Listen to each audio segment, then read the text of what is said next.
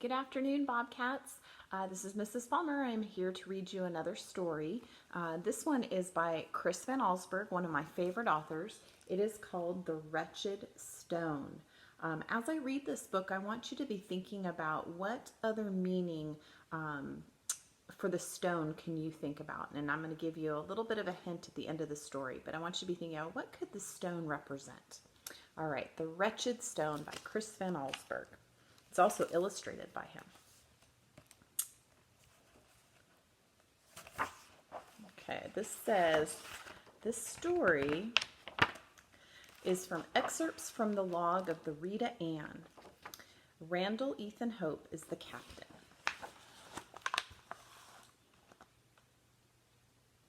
All right, the first entry is on May 8th.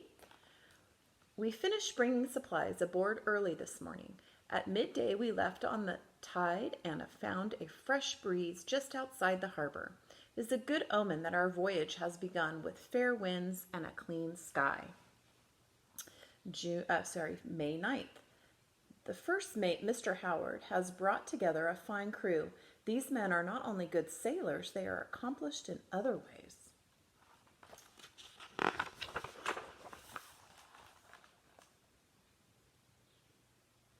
Many read and have borrowed books from my small library. Some play musical instruments, and there are a few good storytellers among them.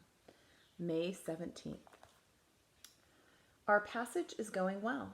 The usual boredom that comes with many days at sea is not present on this ship. When the members of this clever crew are not on duty, I find them singing and dancing or amusing each other with tales of past adventures.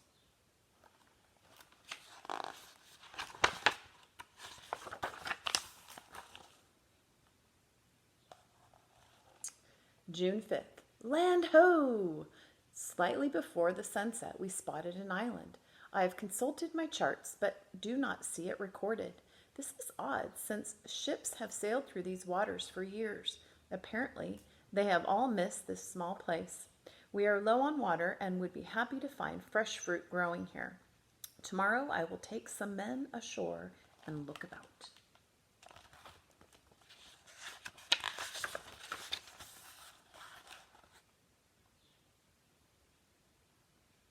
June 6th. I have just returned from the island. It is strange indeed. The vegetation is lush, but not a single plant bears fruit. The air has an odor that at first seems sweet and pleasant, then becomes an overpowering stink. I saw no sign of animal life, not even an insect. We found a spring that had water too bitter to drink. We also discovered something quite extraordinary, which I have brought aboard.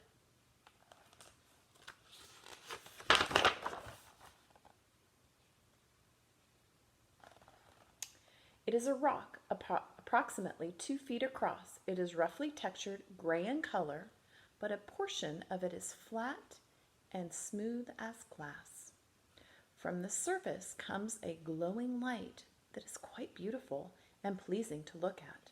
The thing is unbelievably heavy, requiring 6 strong men to lift it. With great effort, we were able to get it aboard and into the forward hold.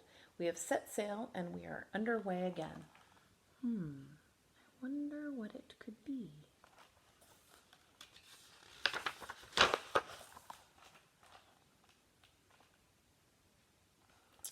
June 10th. The crew is fascinated by the rock. When not needed on deck, they are down below, gazing in silence at the peculiar light it gives off. I miss the music and storytelling that have become part of our ship's life. The last few days have passed quite slowly. The men, however, seem perfectly content. I am sure their interest in the stone will fade away soon.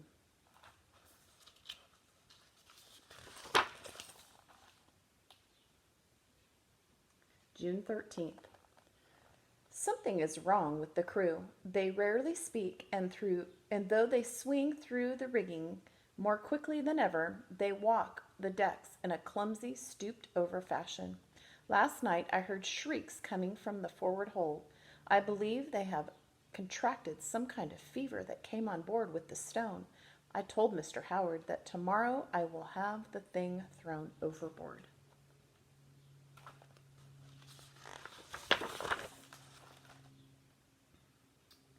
June 14th. This morning I awoke to find the deck deserted. The wheel was tied steady with a rope. I believe Mr. Howard, who spent some time around the rock, told the men about my plan to get rid of it. They now have locked themselves in the forward hold. They apparently believe in their feverish state that I can sail this boat alone while they sit around that wretched stone. What could the stone be? June 15th. We are in grave danger. A powerful storm is headed this way. All morning long, the wind has grown steadily stronger. The sky is filled with dark clouds. I am unable to shorten the sails by myself. With this much canvas up, we will surely be blown over and sink when the full force of the storm arrives. I am going forward again to try and get the crew to work.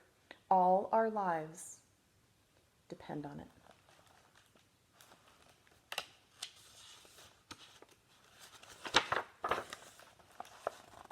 Uh-oh. They don't look like men anymore. This is, I am sure, my last entry. What I have just seen is so horrifying I barely have the strength to write it down. After I pounded at the door to the forward hatch, it finally swung open. But it was not a man who opened the door, it was an ape. The whole crew was turned into hairy beasts. They just sat there, grinning at the terrible rock.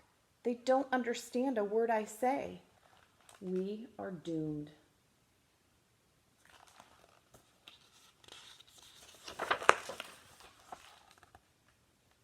June 16th. The storm has passed. The Rita Ann is still aloft, but both masts and rudder are lost. The stone has gone dark. We were struck by lightning twice during the storm. I believe that was the cause. Unfortunately, the crew is unchanged. They are still beasts, but seem sad and lost without the glowing rock. I have moved them back to their quarters. We have food for 2 weeks. I am hopeful for a rescue.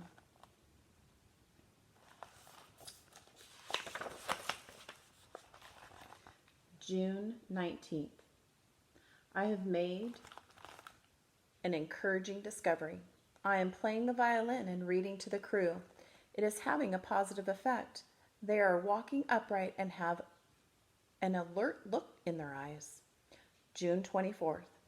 I was in the forward hold today. A dull glow was coming from the stone. I have covered it and will keep the compartment locked.